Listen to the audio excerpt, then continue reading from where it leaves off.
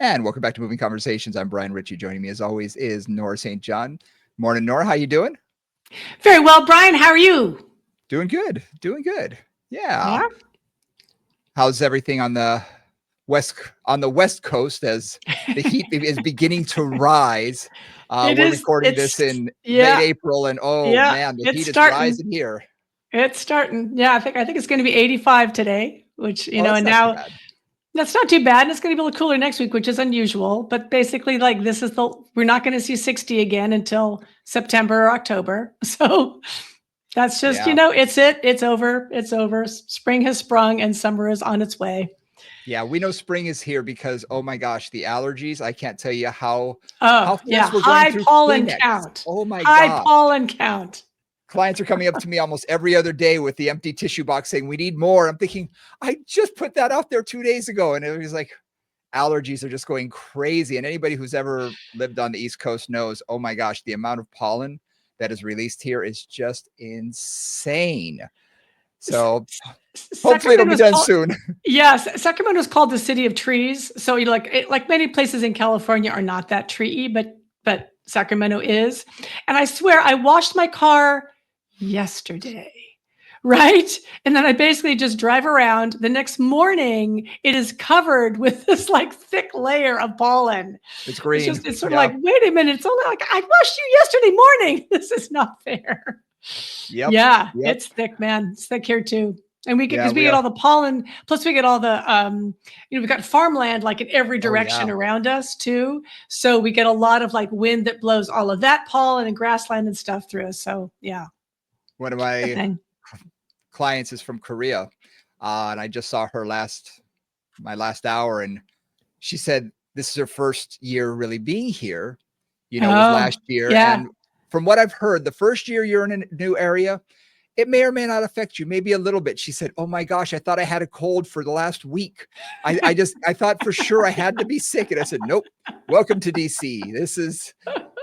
That's called pollen, and get used to it because it's going to be here for a while. And if you're from Korea, it's not what you're used to, right? Not at Very all. different trees, very different pollen. So the immune system's going, what is this in my nose? Exactly. Exactly. Oh. Well, the last few weeks, we're still celebrating sort of Bone Month here in May. Uh, this episode should be running toward the end of May.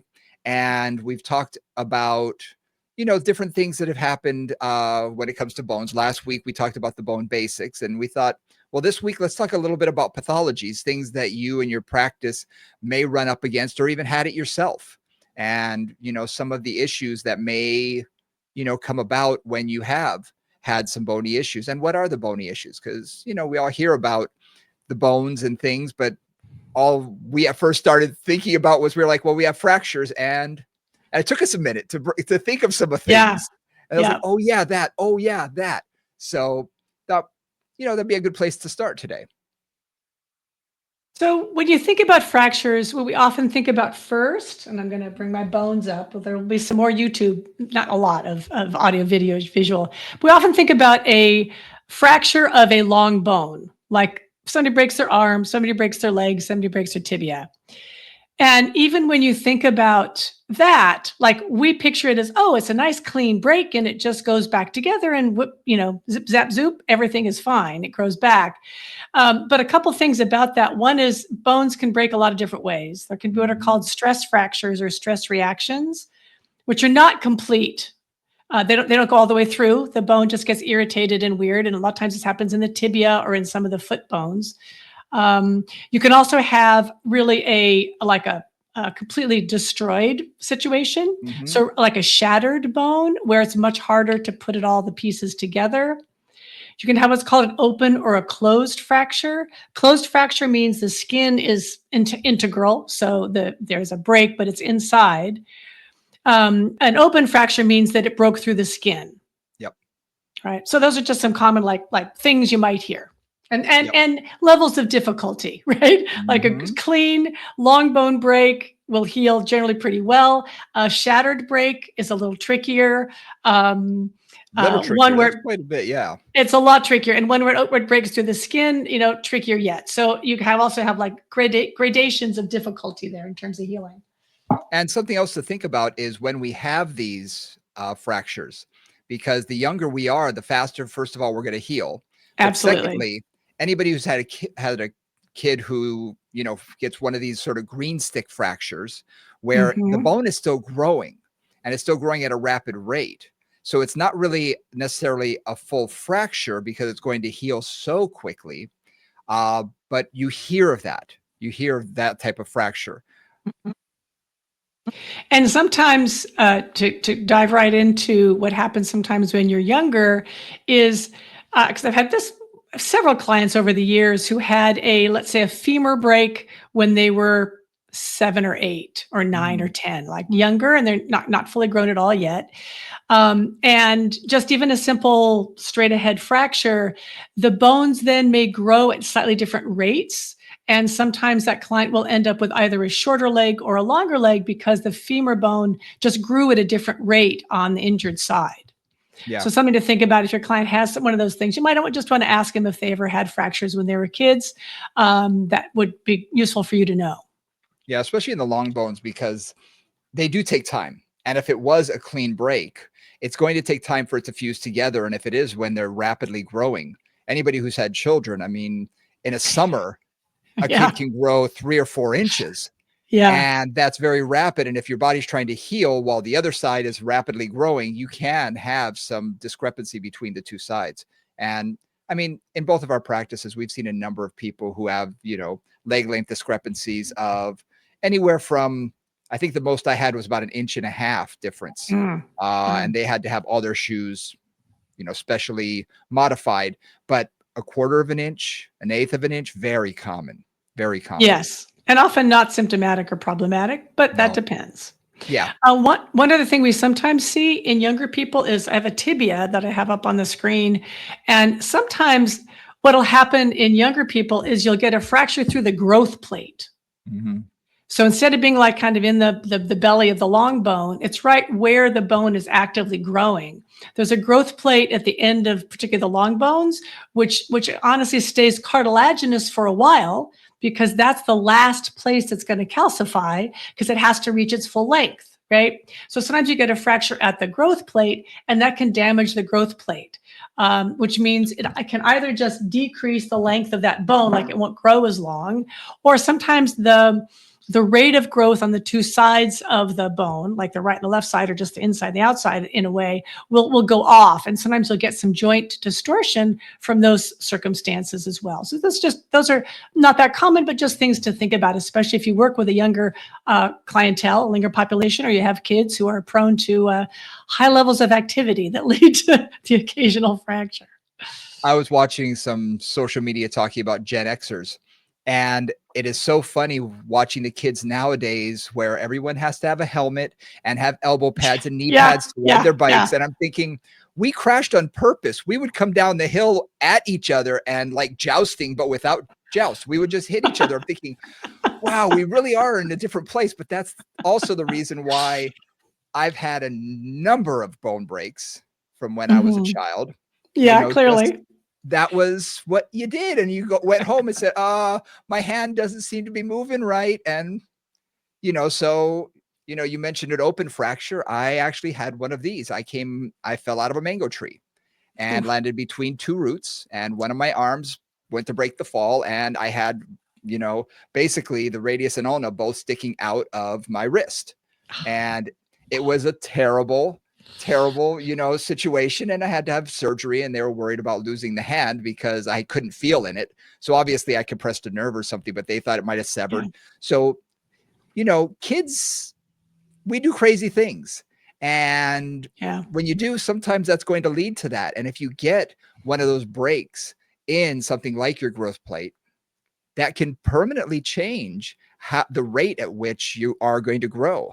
And like you said, it can definitely affect joint mechanics, especially the tibial plateau, because Mhm. if one side is growing at a different rate than the other or growing offset or whatnot, Or that change can shape. really, Yeah, exactly, you can really see one side may be more bow-legged or knock-kneed or something just because of that little change in the dynamics.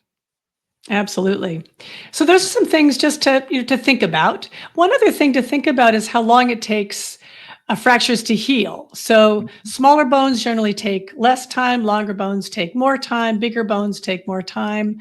If it's a fairly simple break and they're not having to reduce it, which means put it back in place, or do a minimal amount of reduction and then just let it heal. That can vary from 3 weeks to like 8 weeks ish, Yeah. roughly, again, depending on the size of the bone and where it is and other kinds of things. One thing that's good to note and to be aware of is a client who smokes can take almost twice as long for Yeah. bone healing, which is Yeah. that's a big deal. Like twice as long, that's a lot. That's a huge So deal. yeah, smoke really interferes for whatever reason with bone production. So Is it the something to think nicotine about. itself, or is it something in the inhaling? I don't know the No, mechanisms I don't or know. behind I that, just so know. you're not Yeah, I sure. don't either. Yeah, I should have looked Yeah, it up, but I but don't know that. yeah, and it does. I had shoulder surgery during the pandemic, and one of the things was they reduced one of my bone. They took, a chunk out of the bone, and the doctor said, "Look, it's going to take 8 weeks. It's going to take 8 weeks to heal because that's what bones relatively take. And now some people are faster, some are slower." Said, but a good rule of thumb is 8 weeks. And I remember as a kid, anybody with a cast, that was 2 to 3 months, Yeah. almost like clockwork. It was going to be, you're going to have a cast for 2 to 3 months. So it Yep. does take some time. Now, with that in mind, things have changed a lot in terms of Mhm. treatment. So I also Absolutely. want to go back one step. So if you do have, for example, a shattered bone or a bone that broke into a bunch of little pieces, you'll typically have some kind of surgery to go in and stabilize all those bits and try to put them back in order with screws and plates and other kinds of fancy hardware to hold Mhm. the bone together while it grows. And then what you're trying to do is hold it together enough that then the bones will ossify and hopefully create more or less a solid bone that more or less matches the one that was there before it got fractured. And Yeah. hardware is problematic for many reasons, Brian. You got some hardware stories for us? Oh, many, many.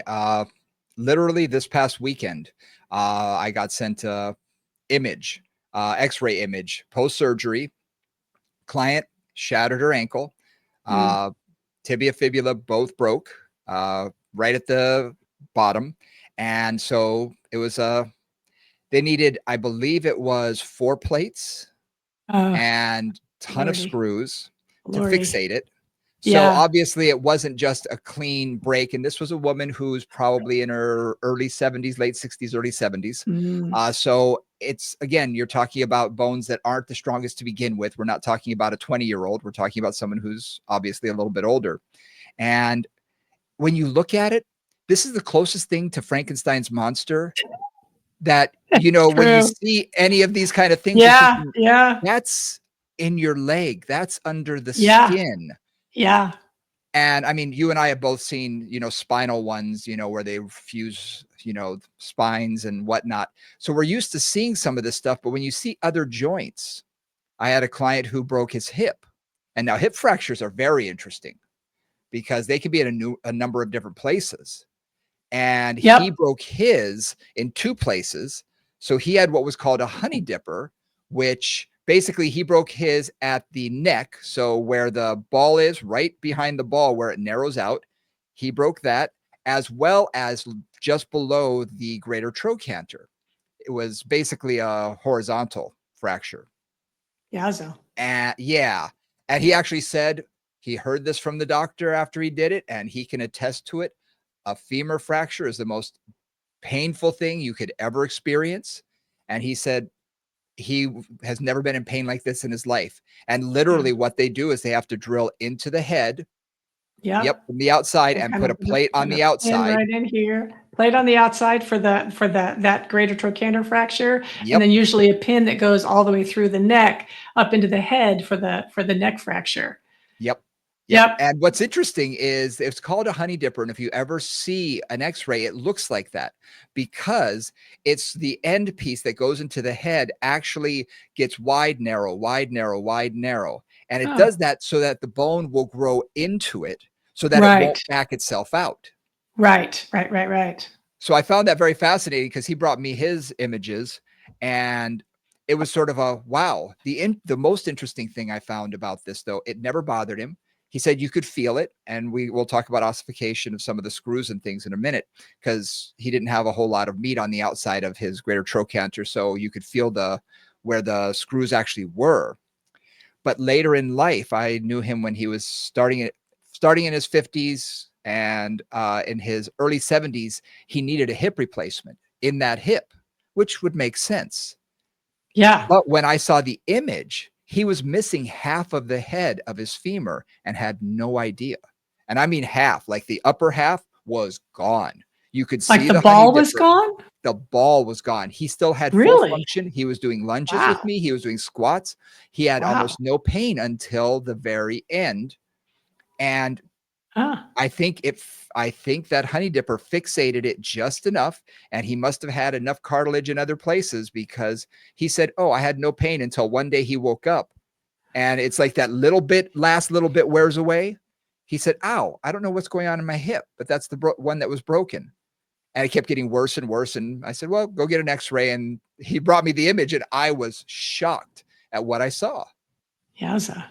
Yeah, so just keep in mind that what we think we're going to see isn't always what's there.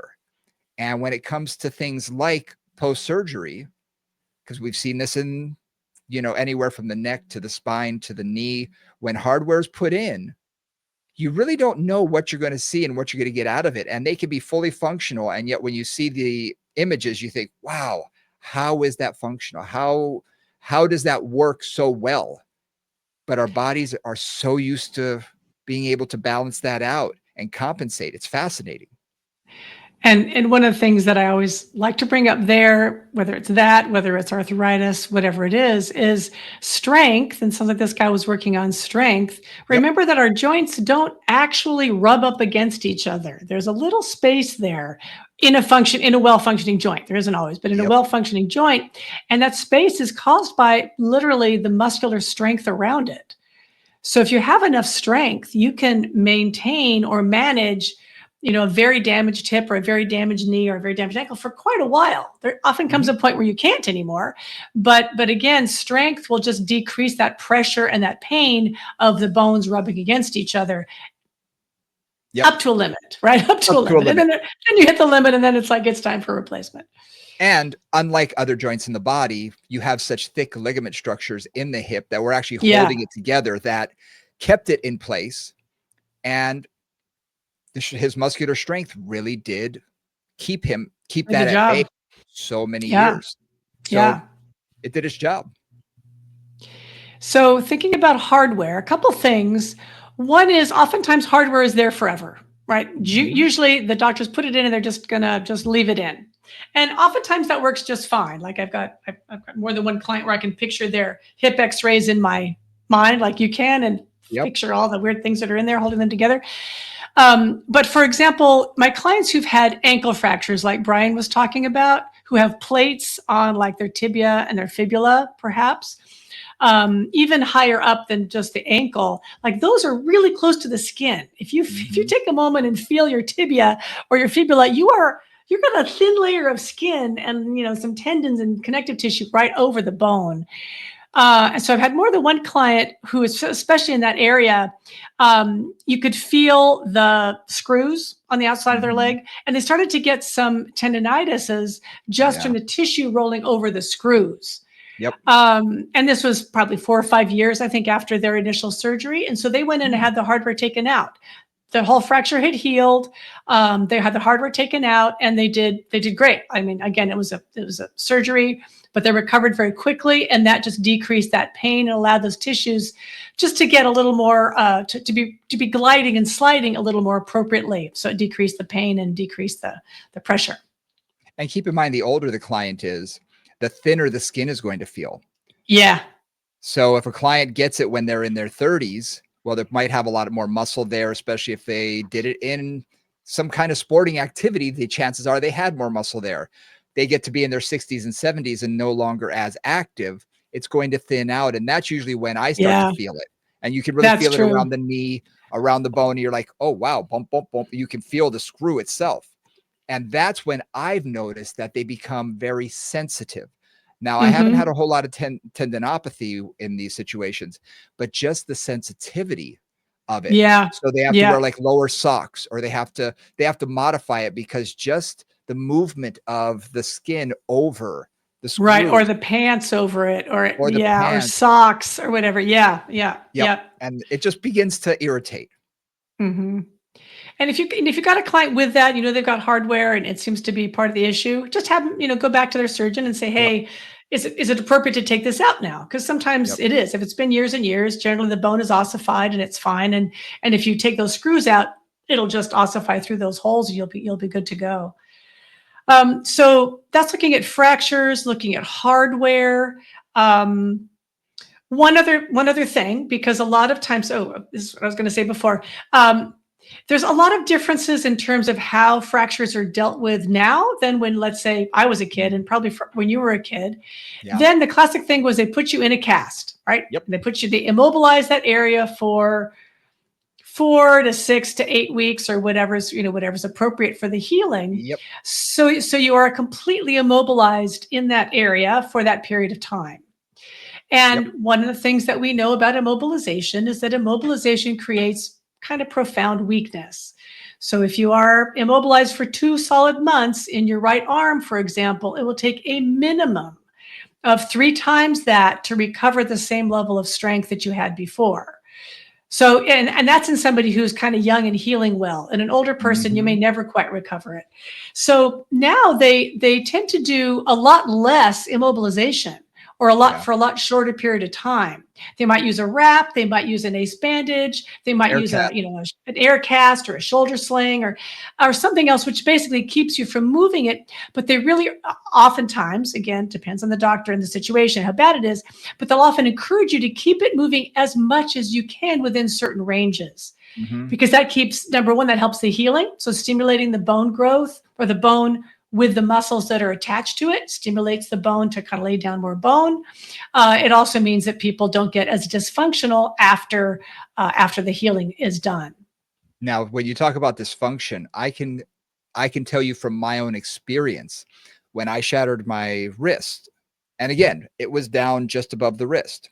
But they put me in a full elbow cast because they did not want me using it. I Yeah, was in the cast for 2 to 3 weeks max. Okay, the full arm cast. Then they cut that off and then they gave me just the wrist cast, up forearm to my cast. Yeah, forearm. I could not straighten out my elbow though for a minimum of 3 to 4 weeks. I had lost the ability. All the muscles had shortened significantly. I was 12. I think I just turned 13. Yeah, I just turned 13. I could not. And I was trying. I was trying to straighten it out because, a kid, I thought it's going to be like this forever. Oh no. And it took at least the same length of time that I had the cast on to yeah. get my elbow straight again. So And just keep that you're in mind. 13, right? I was I was You're like 13. you're like young and active, and tissues are presumably in Great the shape. better shape of your life, right? Yeah, Exactly. And so yeah. you could imagine how many times have we had a client put in a boot, for instance, or a knee Mhm. brace. And what happens is as soon as it comes off, and especially if it was a hard one, like a boot, they don't take it off. They sleep in it. They do everything in it. Well, we reduce the range of motion significantly afterwards. So you can Mhm. see if someone actually breaks a bone and they're put in a hard cast that goes all the way up. You remember those pictures that it goes all the way up mid thigh? Yeah. It's going to take some time for mobility issues for you to be able to recover all of that mobility that you had before. And like you said, depending on your age, some of that may not come back 100% unless you really work diligently at it. And one of the things I think this is still true. I don't know anybody much who has a fracture, even, I mean, compound fractures and surgery maybe, but basically who gets PT afterwards. No, no. I mean, usually I think they just assume like what going back to your ordinary activity is going to solve the problem. Yep. Uh, that's optimistic, I think. I've had people who broke a leg a long, long time ago, never really did much about it, and still limp. Yep. Like still limp. And it's not because they need to, it's because they got in the habit of it after that cast was off and they didn't have the range of motion and they never quite recovered. So, Yep. I mean, we're in a really, really good position for somebody post any kind of a fracture, and once they've been cleared to move and exercise, to really make a profound difference in terms of their future functionality. I've had a So, number of clients that have yeah. had that. One that I'm thinking of right now, I saw him earlier this morning. He fractured his ankle. Believe it or not, he was doing a step up exercise. He decided he needed a more instability. So what did he do is he put a balance pad on top of that. Mhm. Instead of the steps on top of a bigger balance pad, no, he did the exact opposite, went up, it slipped out from under him, and he broke his ankle. Well, he was in a solid boot cast for, I want to say at least 8 weeks, 8 to 10 weeks. Wow. And afterwards, and of course, we trained during that whole time, but didn't touch that. We found many, many ways that he could still exercise and work the other leg and still work everything else. And when that came off, he, of course, had significant atrophy on that side.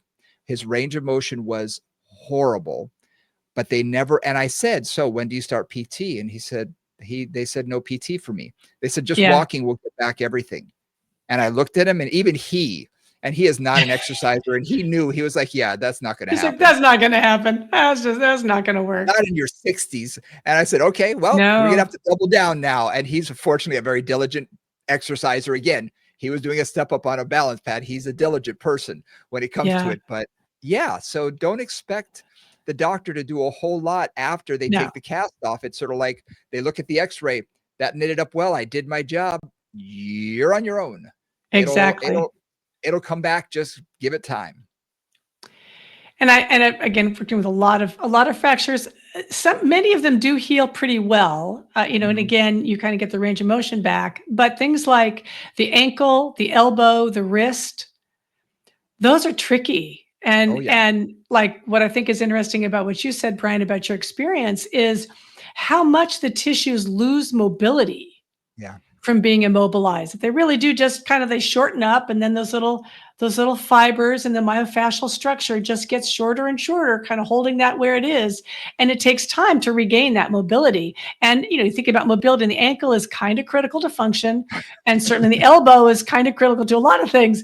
Wrist too. So yeah, I mean, I've had a couple of people who have had wrist fractures 15, 20 years ago yeah, and can't get into a plank position on their wrists yep, because one can flex no problem and the other side flexes to about 45 degrees and they say, that's all I've got. And I'm thinking, and that's when I'll say, broken? I said, yeah, about 20 some odd years ago or 15 years ago, whatever it was. And it's like, yeah, okay, well, that might be what we got now. It's been so long, or let's work on a little bit of let's see mobility if and we see if can we can get get more. something back. Yeah, Because if they're in their 50s, you still got a lot of life left ahead of you. I want to see you be able to be at least functional, especially if yeah. you want to end up playing something like, tennis or golf or anything like that. You kind of need to have some flexion extension in your wrist. Yeah, and some mobility, because otherwise it's just going to get uncomfortable too. You're just going to keep Yep. whacking it. The place that I probably worked the most on is ankle fractures. Yeah, with dancers, I can totally see that. Yeah, and also tennis. I'm one who's a Skiers tennis and tennis, player, some yeah. dancers, etc. But man, um, when you really fracture, like I'm thinking about your client you just mentioned, when you fracture the tibia and the fibula close to the ankle joint, Mhm. that range of motion, I don't know that I've ever seen it really fully. I'm not sure that I've ever really seen full good ankle and foot mechanics recover Yeah. well. It's a Yeah. long process, and it just seems like everything stiffens up in there, and then I'm not sure what all the scar tissue does, but boy, that gets really tricky. I had to work really hard on getting range of motion back and stuff for my ankle fracture clients. And something that we have to keep in mind, especially because mobility is so big in fitness right now and has been for quite a while, is the body wants to be stable. So when there is a break, the physician wants that joint to get stable again. So they're going to Yeah, put you in a cast. They're going to do whatever they have to do to stabilize that joint. And afterwards, they're just looking to see how stable it is. That's their yeah, that's their criteria that's for their success. criteria. That's their success model is how stable is that? Can you walk? Great. Are you stable? Yes. Way to go. I did my job. You're on your way. Right. However, for optimum joint mechanics, we do know that we need a certain amount of mobility and a certain amount of flexion and extension. And how many times have we seen these clients walking down the hall and you're just looking, you're like, man, they've got a hitch in their giddy up. You can see it a mile away. Yep. And you can't quite tell what it is, but there's something going on. And when you do ask them, they say, oh yeah, I broke my ankle. And therefore it is up to us to get some of that back. But you're right. I've seen 90% recovery, and that's the high side. I'll be honest, Yeah. that's the high side. But if they get 90%, I'm thrilled. Yeah, absolutely. Absolutely. So again, this is something where you might have a client who had this years ago and is at a plateau with their healing from whatever happened with them.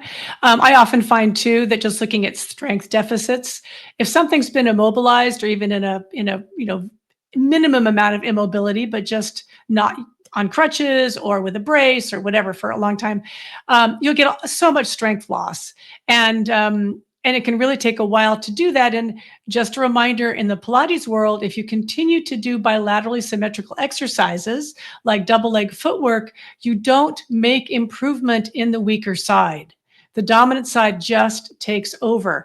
So it's a real reminder that if I see that deficit and I really know I'm going to work on a strength deficit, whatever the cause, I've got to address that leg alone. I've got to work on that leg all by itself a fair bit to even Yep. begin to get close to balancing the dominant leg. So Yeah. that's just one of those things to remember, right? Like, yes, working is great, but you always want to make sure you really address that specific strength deficit, because it will not happen if you do everything bilaterally for a while. It will just, that dominant leg will just stay dominant, and you really won't get the strength gains you want on that damaged side, that injured side. I find a 3-to-1 ratio in that sense really works well in my Nice. experience, It's just like because, 12-4 or, well, I'll do it in sets. I'll uh-huh. do, I'll do sort of one set on both, then I'll do a second set and a third set on the side that was injured. And Nice. the clients will often ask me, why are we doing so much? I said, we got to get it back. Now, one thing I will say to really enhance my dorsiflexion, because that's what I find. I find plantar flexion, they get back for some reason a lot easier than Mhm. dorsiflexion. Yep. What I love to do, and you and I both have machines that do this. We both have reformers. I like jumping and using the jump board, because when you go down, it forces your heel to stay down. And I say, keep that heel down as long as you can. And I'll do single legged and really load through the ankle, load through the Mm. foot, and explode up and then land toe to heel. So it gets a little bit of that plyometric action going on.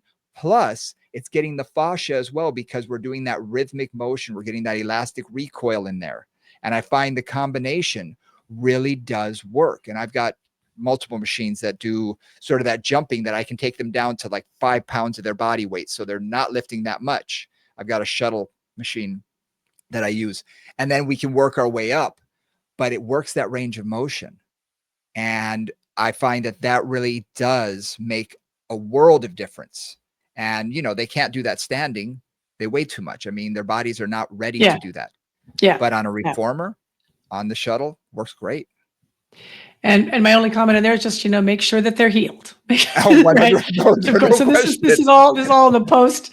But that's fabulous, because again, you're Post getting rehab, that dynamic absolutely. action, you're getting that elastic recoil, you're getting those tissues to have to respond, Yep. and respond kind of quickly. And that's a really, really useful thing for that. A couple of other things we wanted to talk about were some structural issues in the bones, that sometimes Mhm. the bones are just have a different shape to them or have some other issues that can lead to trouble. And Yeah. I was going to talk about the spine, couple issues in the spine. So again, once on the pictures, I've got a little picture of the back of the pelvis. And there's a couple things that can happen here in the lumbar and the sacral area. One is that you can get a non-fusion of the top of the sacrum. Mhm. So kind of like S1, S2 don't quite fuse either completely. So you've really kind of got an extra vertebra there, or only one side fuses. And along with that, or And another option here is what's called sacralization of L5. And again, in the picture I've got a nice L5 vertebra or a nice model, and it's got a nice sticky outy transverse process. That sticky outy transverse process may attach itself to the ilium. And that's called sacralization of L5. So it basically means that the L5 becomes like the sacrum. Now, if either of those things are symmetrical on both sides, so either you're fully not fused in the sacrum or both sides are sacralized in the L5, that's a better situation. Mm-hmm. The challenges that I've had are when a client has only one side that's either fused, if it's the sacralization, or is not fused if it's the sacrum. And in that case, you have different mobility on the two sides of the spine. Those two joints are doing two different things. And that's been an interesting challenge with a few clients I've worked with that, like finding what is neutral. All these things are just really tough. Finding a neutral, figuring out what causes trouble, what doesn't cause trouble. Because if you think about it, right, sometimes if there is, like, let's say there's a sacralization where there's just a little bit of space, like one's fully fused and one has a little space between the transverse process and the ilium. Well, if I side bend to that side, I may push that that vertebra, which is a little bit of an elongated transverse process, into that ilium, and that's just not comfortable. So that's something I found. I've had to do some padding up with different areas and stabilization like mad, and just trying to really work with what works for that client, and then strengthen them in the ranges that they can tolerate in terms of flexion and extension, lateral flexion and rotation, of whatever those are appropriate, and just really work on those very, very consciously and very kind of slowly and carefully, and seeing how they respond. And one of these type of situations also may be one of those know when correcting is not correct moments. Yeah, Because exactly. some people try and overcorrect situations like this and think, well, we just need more side bending, or we just need more of this. The body has an amazing way to compensate, especially if you're born with this or you grow into this or whatnot. We talked about this during our scoliosis episode a while back. Some people who have scoliosis but have no pain, their body has figured out a way to compensate, but you can kick that hornet's nest if you tick it off. So there are times when, like you said, you want to strengthen them. We want to work with it, but we don't necessarily want to anger it or do something that could make it worse. So that's just something to keep in the back of your head. We're there to strengthen. So you're absolutely right. Finding that neutral spine, finding that position that works best for them, that we can strengthen them, where we can keep them relatively pain-free. That's the way to go. That's our greatest starting position. And one thing I'd also say about that, because I mean, this is true in any case, but in these guys particularly, if they're in their 40s, 50s, 60s, something, right? If they're an older person, right? Even a younger person, but particularly as an older person, is notice what their compensation patterns are now, right? Because those may be functional for them. Like if they really rotate well to the right, but don't like to go to the left, whatever the situation is, when you're assessing them, take a note of what their compensation patterns are. Because again, you may need to just reinforce those compensation patterns. You may not need to work against them a whole lot. And that's just, that's one of those things that, particularly as Pilates instructors, we're always looking for symmetry. And sometimes you just have to let that go and just what's going to work, what's pain-free on right side, what's pain-free on the left side. And they may be two very, very different things. Something else to think about in these situations are bone spurs, because we do see those. Best example that I've come across is when it's in the cervical spine. Yeah. And this is going to be the person who, when you do your initial assessment, can turn their head all the way to the left, no problem. They go to the right and they get stuck. And you ask them, is that as far as you can go? They go, yeah. You say, does it hurt? No. It just literally, they're up against the wall. It's like pushing against concrete. It's not going to move to them. And in that situation, they've got what they've got. So that's their range of motion. No matter what I do flexibility wise or movement wise, is probably not going to do anything to a bone spur. And if they are prone to arthritis in any way, through their spine, you may see that in the lumbar. You may see that in the cervical. You may see that in the thoracic. When they go to rotate, like you said, they rotate really well to one side and they go to the other side and they sort of get stuck. They just, and that's it. That's as far as I go. And it's a Okay, hard end feel. So for big those of you, time. like if any of you have ever had a neck spasm, like a levator spasm, which most of us have gotten at some point, like we wake up like we can't turn to the right or the left. It's very different. That like Oh you yeah, feel like as soon as you try to go in that direction, it's more soft tissue. Plus, it's acute. It's like can't it go to the grabs right, you. and in a couple of days you'll probably be fine or whatever. But in this case, it's not that. It's like I'm fine to the right, and then I go to the left. It doesn't hurt. I just can't go. It's a Yep, very different end feel when it's bone than when it's soft tissue. yep. And that's just a good thing to be aware of for you and with your clients. Just like try to figure out what the sensation is that they're having and figure out whether, again, it's acute, came on suddenly, it's much more likely to be soft tissue, Yep. or it's kind of like, oh yeah, I know I never really been able to turn well to the left, and it's just getting worse over time. That's more likely to be just a bony issue. And I find that baby trainers and even Pilates instructors, when they don't know, they again, you want symmetry. We want to be able Yeah. to, why you can't turn your head that way. You have to be able to. So they begin to try and force it. And that's the last thing you should do. That's the last thing that person needs, because again, that's structure at that point. The Yep. bone has grown. You're not going to be, you do not want to fracture anything. You really don't want to injure them. And Yeah. I've seen that even in the lumbar spine, where they Mhm. side bend to one side, no problem. They side bend to the other. It's like, book, they get stuck. And our initial reaction is, oh, it must be muscular. You can always ask them and say, do you feel a stretch? No. Nothing feels locked up? No, that's as far as I go. Okay. So Yeah. there's something blocking in there that's preventing that. And we see that in our facet joints sometimes. We do get Right. that facet joint, we can get some ossification, some bone spurring, Mhm. and that can limit their range of motion. One other thing in terms of thinking about the spine is, we talked about the like sacralization and sacrum not fusing, but in the upper body, I've had a couple of clients who've had an extra rib. So Mm. C7 has at least part or some of like very long transverse processes, basically, but essentially it's like an extra rib up there. And that's caused some interesting cervical issues. Again, range of motion changes are for sure a little bit odd, and a lot of discomfort for them too, because there's just a lot of things up there that now when they're moving, they're actually kind of getting these sort of bones that may or may not be, because they don't fuse to the sternum in that case. They're just kind of hanging Mhm. out like little extra bones there that are in a place where they really shouldn't be. So just another weird things to think about, that the body isn't always symmetrical. Yeah. One other thing while I'm talking about that, I had a client who I was working with for a while. She was actually an instructor, and she everything acted like she had a leg length difference. And Hmm. and so, I'm assuming she had a leg length difference. So I'm kind of doing the things I usually do with that. It didn't really work very well, which was always interesting. That's like, what's really going on? Then she went to an osteopath and got some x-rays taken. And what was interesting to me was it wasn't a leg length difference. It was a very different shape of her right and left pelvis. Oh.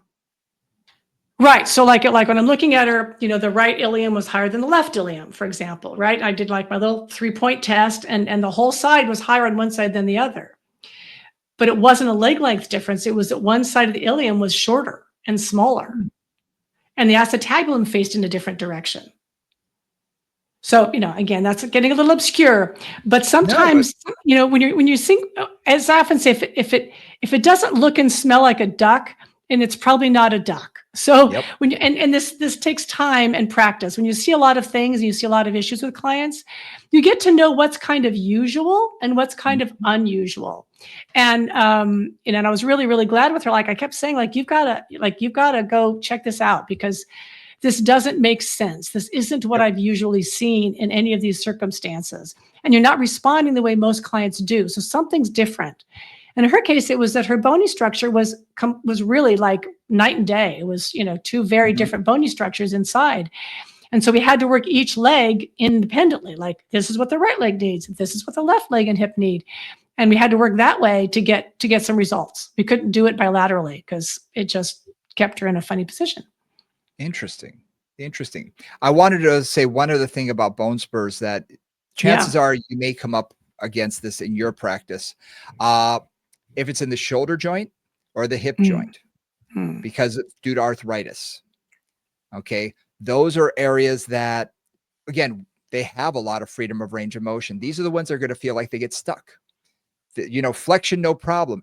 Or abduction, no problem. Flexion, and they go to turn a little bit, and it's just like locks, and it's like, oh, but they can get around it with no problem. It's like, okay, now that's an early stage. I had one gentleman who was a diehard golfer, and one of his shoulders kept getting worse and worse and worse. And the doctor actually said, okay, we have to go and clean up the bone spurs. There's just too many. You don't need a replacement, but you need to clean up the bone spurs. Well, when they went in, they removed so much material. He never had a good working shoulder again. He was in his upper 80s at the time. Yeah. Yeah. So he never fully recovered from that. And now in the hip, especially, there's something called the Faber test, which if anybody has crossed your leg, where you take your ankle and put it on the opposite knee and just let your knee fall to the side, that's similar to a Faber test, usually done lying down, where you cross the client, you bring the foot by the opposite knee is bent to 90 degrees, and just drop it to the side. Yep. Mm-hmm. And what you're going to see, and this is very, very indicative of pre-hip replacement, is one goes down with no problem, and the other side stays up and barely moves, barely goes into rotation. They may be functional walking, they may be functional doing steps and all of this, but they start to lose that rotation. That external rotation in that position begins to become more and more limited. So just be aware that you may see some of these things, and it may not be muscular. We go to do a piriformis stretch, and it's very common to do sort of that figure 4, crossing ankle over the knee and bending forward or something. And you go to have them do that, and they say, I can't do that. I physically can't. It may not be purely musculoskeletal, or maybe not be just muscular. It may be skeletal. So just be aware. Yeah. And you can't, in my experience with that, I can't tell that so much because I've had that many times, and I've said, okay, well, let's work on the psoas, let's work on some other things, and I've gotten the range of motion back. Other times I haven't. So really, without an X-ray and somebody else to do that diagnosis, I'm not always going to, again, if I try some soft tissue stuff and doesn't make any difference, I'm going to assume it's a bone spur. But it's just that's just one of those things, like, you may want to get them checked out if you're really looking at that. Because if they are losing that kind of range of motion, you also kind of want to know how far along that hip is in terms of a progress towards a replacement or other kinds of issues. Yep, absolutely. Absolutely. Yeah. We covered quite a bit today, more than I expected. So fractures, hardware, growth plate issues, right, that might happen with kids. We looked at some unusual bone situations. Bone spurs. Yeah, that's pretty. I think we got a few of the normal bone things in there. Absolutely. And what we did not get into, and we can do it at a later date, is arthritis. Because there's 2 different types. We didn't want to dive into that too deeply, just because that's an episode or two It's an episode of arthritis is a huge issue. It's a very, very, very common diagnosis. It does relate to the bones, at least osteoarthritis. Well, they both do sort of, but osteoarthritis certainly does. And bone spurs and stuff are all versions of arthritis, or can be. But basically, what you do with it, how you work with it, motion is lotion, all those things. Yep. An episode all on their own. Exactly. So do us a favor. If you like what you heard today, give us a like, a subscribe, a comment, all of the things on social media. You can always see us on Instagram at Moving Combos. You can reach us at movingcombos@gmail.com. Hit that like and subscribe button. Please subscribe to us each week, so we just show up in your inbox every Tuesday at midnight. We drop, and you can also check us out on YouTube. It's under Mind, so look up Brian Ritchie, and you will see all of our episodes. They're there, and our numbers are rising, so that's always nice to see. So the more you hit the like and subscribe and comment, the more it'll get out there, so we really do appreciate it. And until next week, I'm Brian Ritchie for Nora St. John. We'll see you next time.